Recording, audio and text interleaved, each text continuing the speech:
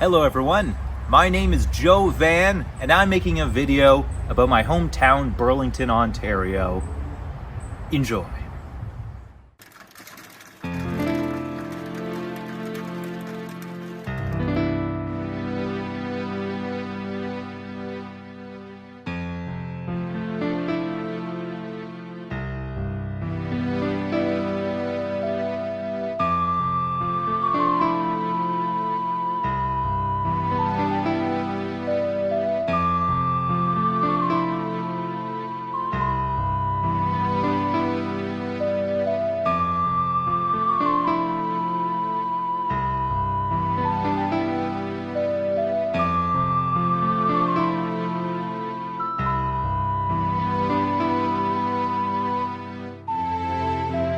Okay, so while I give you these little tidbits, history snippets, and popular places in Burlington, I also, just want to, talk about my own experiences there. So I have some that are written that I'm going to do in voiceover, but I also just want to reminisce a little with you guys here.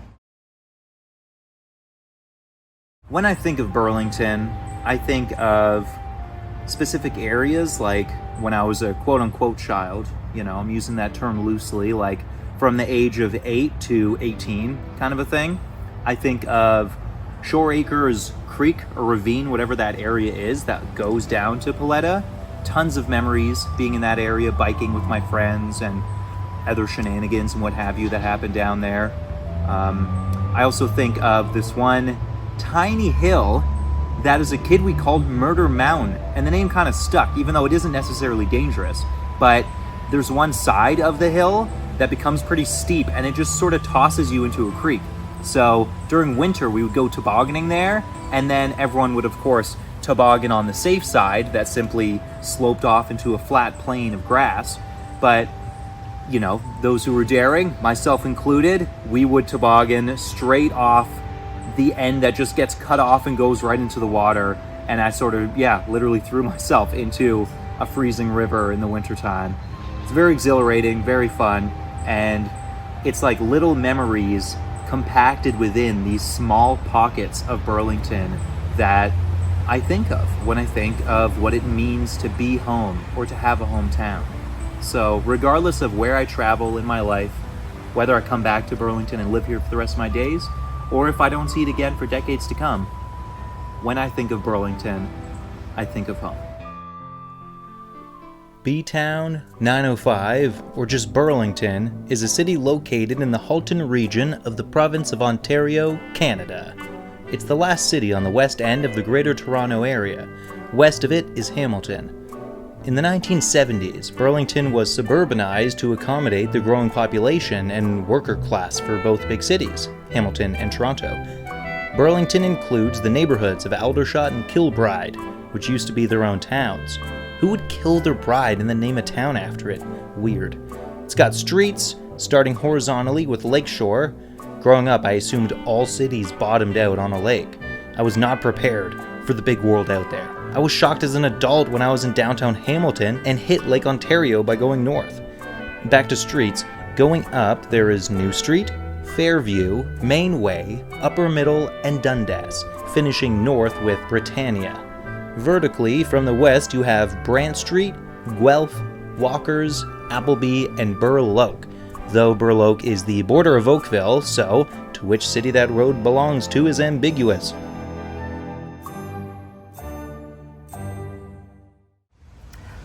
Hello, my name is Jane Van Lanscoot. I live in Burlington and I have my entire life.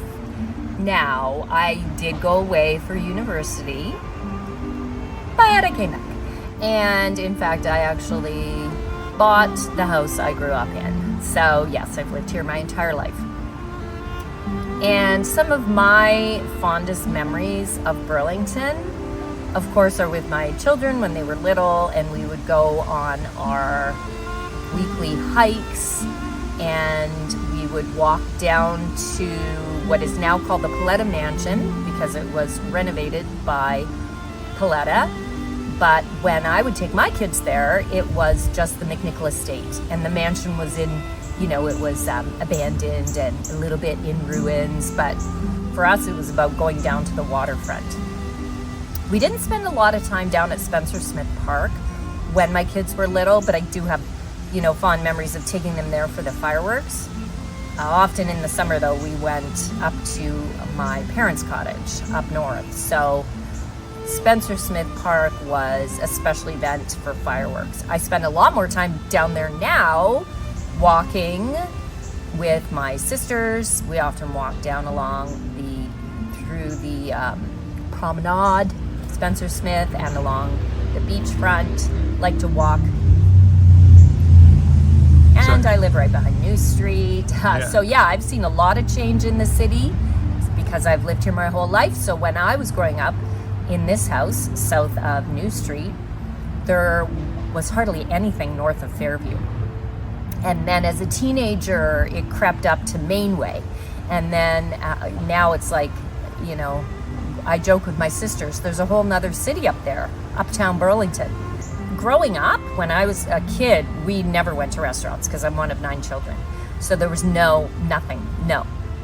Our life was like school, back to the house. We didn't do the sights and sounds of the city, none of that. My mom grew up in Hamilton. So they bought this because it was a new suburb, a new development, and it wasn't their first home, but then my father built this house. You can pan to the house and get some, this is the back. And he planted these cedar trees, so they're one of my favorite things here.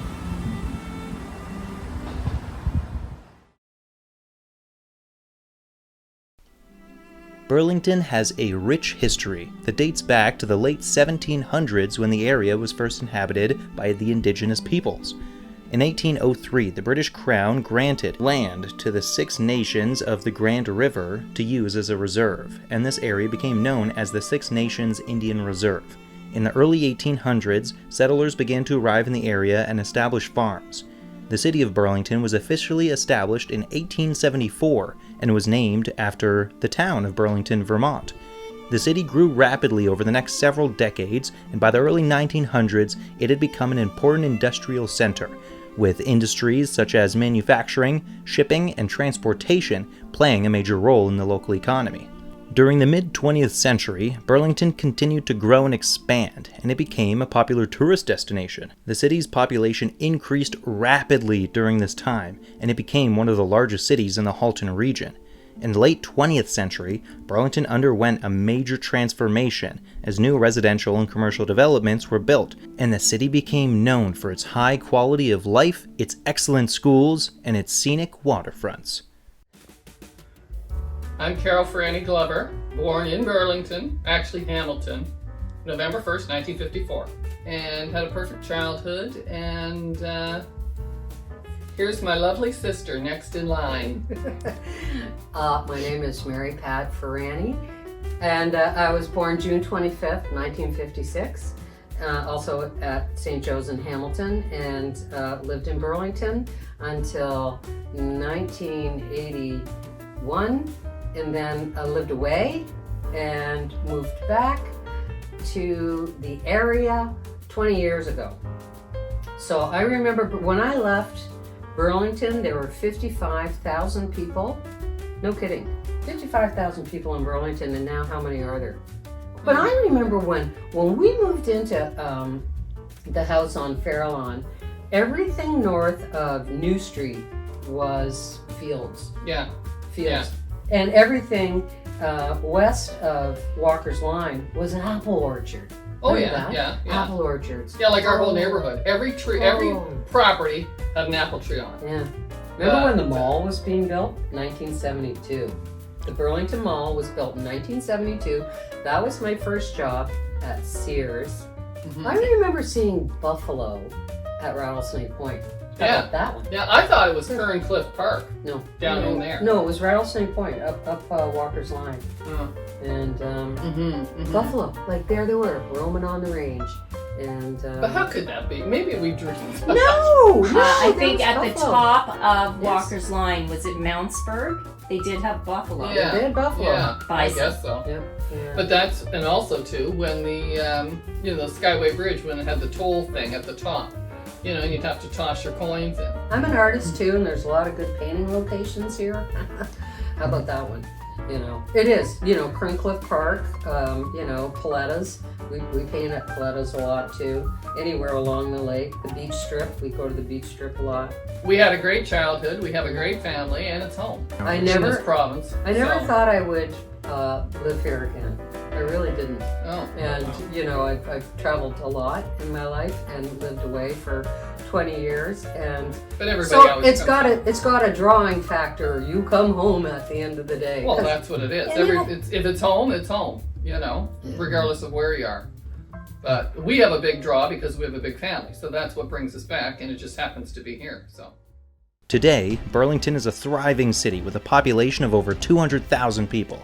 It is known for its beautiful parks and gardens, its bustling shopping and dining districts, and its vibrant arts and culture scene. There isn't a particular essence about Burlington that attracts or crafts talented people, but there are some notable famous people that have come from Burlington. The biggest two examples are Jim Carrey and Ryan Gosling. Jim Carrey was born in Newmarket, Ontario, and raised in the nearby city of Brampton. However, he did spend time in Burlington for high school and early in his career as a performer. Carrey started his comedy career as a stand-up comedian in Toronto, and he performed regularly at the comedy club Yuck Yucks in Burlington, where he honed his skills to build a following. Carrey's success as a comedian eventually led to his breakthrough as an actor, and he went on to become one of the most successful and recognizable comedians in the world. Also, it was known during my time in high school, in the late 2000s, that one of his sisters was a bus driver for the city. Ryan Gosling is a Canadian actor who was born in London, Ontario, but he spent some of his childhood in Burlington. Gosling and his family moved to Burlington when he was young. He didn't fit in and was bullied, so his mom pulled him out and homeschooled him for a year. He has said homeschooling gave him a sense of autonomy that he never really lost. Gosling performed in front of audiences from an early age, encouraged by his sister, who was also a performer. He and his sister sang together at weddings, and he was involved in a local ballet company. Performing boosted his self-confidence, as it was the only thing for which he received praise.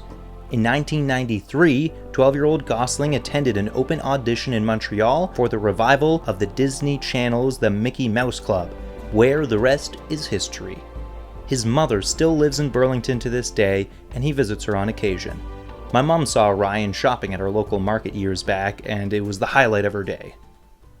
Another person worth mentioning, just for me, is Carlos. Carlos Bustamante is a Canadian television personality who has been an entertainment reporter for Entertainment Tonight Canada since 2017. Prior to joining ET Canada, he was a host of programming for YTV, including The Zone and The Next Star. I grew up on him and served him wedges back when I worked at Fortino's. Dude is the GOAT. He was born in the Philippines but found his home in Canada, and I'm so glad he did. Some other people who came from Burlington include, and get ready, Julian Barbary, Mona Bates, Sarah Blackwood, Michael Bradshaw, David Braley, Lally Cadu, Brennan Clost, Jeff Dana, Nicole Dorsey, Katie Douglas, Yvonne Ducksworth, Monica Dutt, Kim Etchelin, Matthew Elliott, Miles Ehrlich, Peter Fleming, Karina Gould, Sarah Harmer, Tori Higginson, Addison and Callie Hawley, Jack Hurrigan, Jacqueline Kenyon, Gary Lefette, Andrew Lockington, Alexander Hutchinson and Denise Lee, Eleanor McKinnon, Wendy Metcalf, Charles Moniz, Adrienne Begzonka, Kelly Richardson, Mary Pat Fuchs, David Ridgway, Josh Ross, Patty Sullivan, Patty Torsney, and Adrienne Wu. And many more, of course. Yeah, okay. When I think of Burlington now, though, if I think of like any memories of Burlington, I always kind of think back to like, I heard like Keenan describe it as safe. I think I probably could also describe Burlington as feeling like safe because it reminds me of like my childhood, obviously.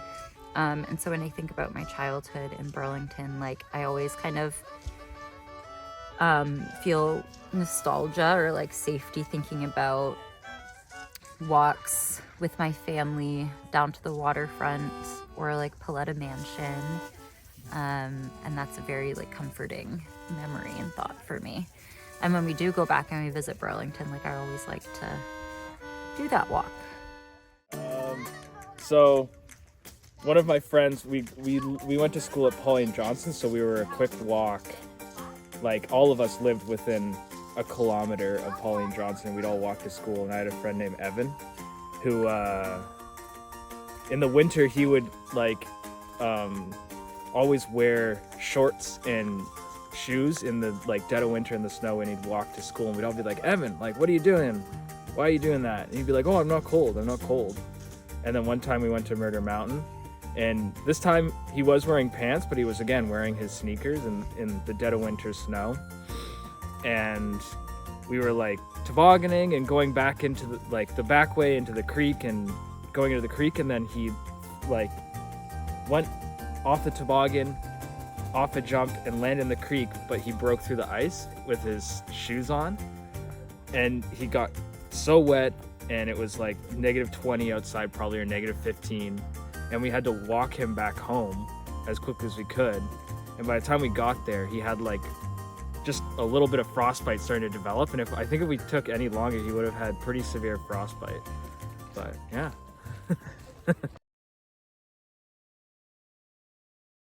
I was born in Joseph Brant Hospital, not to be confused with the several hundreds of St. Joseph hospitals that exist all across the GTA. Joseph Brant Hospital was named after a famous Mohawk leader, Joseph Brant, also known as Thejoevandotcom. He was born in the Mohawk village of Canajoharie in what is now upstate New York in 1742.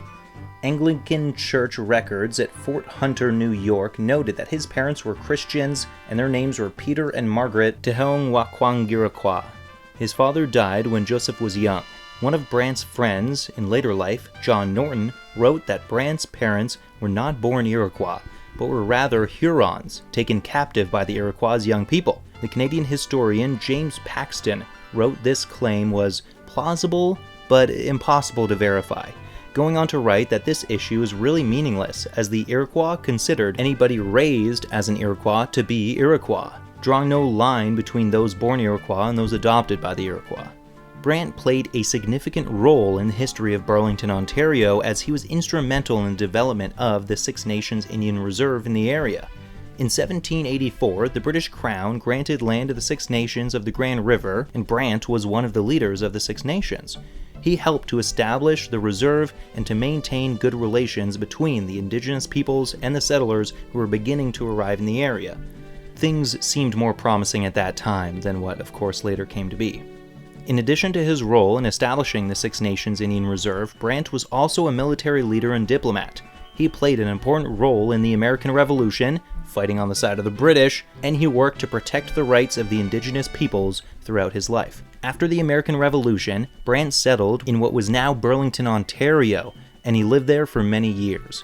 He built a large home on the shores of Lake Ontario, which became the hub of political and cultural activity for the Six Nations people. Brant was a respected and influential leader, and he made many contributions to the development of the city of Burlington and the surrounding area. All right, hello, my name is Eric Dorio. I was born in Burlington and have spent the vast majority of my life here. Born at Joseph Brant in '94 and lived all over Burlington as my family moved several times while I was living here. Burlington to me is a really difficult city to love. I can tell that there's a lot of history there. It doesn't feel like that history is being represented or even cared for in a manner that I feel like is bringing the history forward. Listening to my parents, my grandparents, there is a lot to this city, but it's not necessarily something that I think the younger generations like me are getting, as it's become a very much of a bedroom community for Toronto. So growing up, I didn't really notice that, but as I became an adult, it became much more apparent.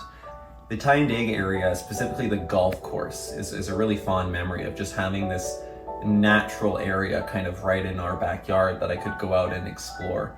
I feel like Burlington has been creeping away from those.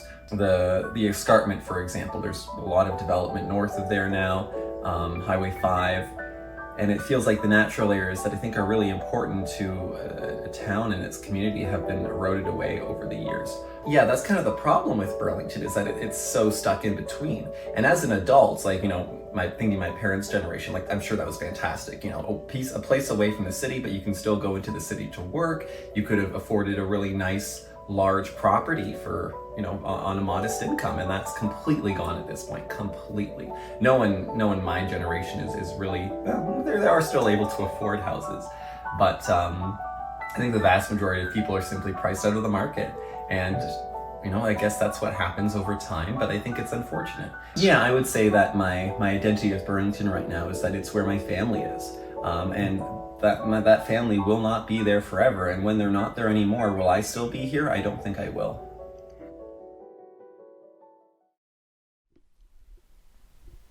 The history of Spencer Smith Park can be traced back to the late 19th century, when the area was primarily used for industrial purposes. The park was named after Spencer W. Smith, who served as the mayor of Burlington from 1937 to 1942 in the late 20th century. The city began to transform the area into a park, and Spencer Smith Park was officially opened in 1971. Over the years, the park has undergone several renovations and expansions, and today it features a large playground, picnic areas, a bandstand, a marina, and a promenade along the lake. The park is also home to several monuments and memorials, including the Vimy Ridge Memorial, which honors the soldiers of the Canadian Expeditionary Force who fought in the First World War. As a result of Burlington being on a shore, it has a thriving beach tourism industry. The city is home to several beautiful sandy beaches, including Spencer Smith Park, which is one of the most popular destinations for beachgoers. As well as that, you got LaSalle Park. These beaches offer opportunities for swimming, sunbathing, beach volleyball, and are often crowded on warm summer days. To support the growing beach tourism industry in Burlington, the city has also developed a variety of attractions and amenities in the area. These include restaurants, cafes, shops, and cultural attractions. One of the biggest events we have is Ribfest, which I have a whole story about, and the Summer Music Festival at Spencer Smith Park, which has grown to be bigger and bigger every year. I'm pretty sure it's still free, but it brings in such huge artists now that they've started paywalling people entry to specific stages. I remember one year my sister was trampled at one of the shows and she had to go to the hospital, all for, I think it was Mariana's Trench. That was back when it was completely free. She got crushed in the crowd as like a 10-year-old by teens and adults. Ridiculous. So maybe it's a good thing to do VIP stuff, to keep crowd control on lock and key, I don't know. To the Ribfest story, one year I helped volunteer because I was unemployed, so, I just had free time. As I finished my shift and exited the park, there were vegan protesters offering $5 to anyone who would watch a VR documentary about factory farms. I said sure, and watched pigs get slaughtered in 4K. I refused their money, of course, and left feeling disturbed, just as the protesters set up kids half my age to watch the same thing. I met up with a friend after that, and they convinced me to make an account on Tinder to get my mind off of what I saw. A year later, after using Tinder on and off, I actually made a connection with someone I wanted to pursue. So I asked the girl out, and the rest is history. Well, yeah, I absolutely consider this my home. I feel at home here. To me, it's the perfect size. I wish they would stop development. Like, there's a lot of high-rises going up, and it really crowds downtown.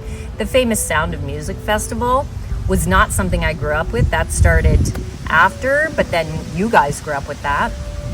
And Ribfest and all those festivals downtown. But the size Burlington is right now is perfect. Like, I really wish development would stop. Yeah, I wouldn't want to live anywhere else. When I think of other places to live, it's very romantic to imagine living like up north, but it's too isolated. Burlington has everything you need. The hospital's right there, Joseph Brant Hospital. I was born there. All 5 of my children were born there. It has everything. Yeah, nice. Oh, again, I do more walking in town now, like on the bike path, or I think it's called technically Centennial Trail, all the time now. But as kids, we always took you guys up to like the Bruce Trail. So the Bruce Trail runs through like the north of Burlington. So we were always hiking somewhere within the area of Burlington on the Bruce Trail. Nice. There is no real conclusion to this, other than to say that Burlington is a suburb. It did a good job in that it wasn't a slum. Some crimes have been committed throughout its history, some murders, but overall, I think it was a great place to grow up. I do wonder every so often, though, how I would have turned out if I was raised on a farm or in Toronto, but thanks to the internet, I think my personality was sealed.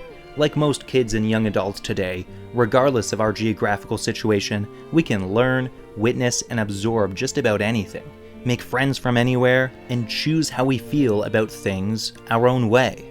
Growing up, I've come to discover that some people I grew up with are conspiracy people now, some never grew out of high school, and others left Burlington behind to do bigger things. None of these traits tie to Burlington, other than the fact that Burlington was where we all grew up. Its streets are where we played as kids and made connections. I learned how to scale buildings in Burlington. I fell in love with nature at Shore Acres Creek and Paletta Public Mansion, and I had my first sense of wonder hiking Rattlesnake Point. Burlington is but one of many cities along the southern border of Canada, but it's the only one I will ever consider my home. Thanks for watching.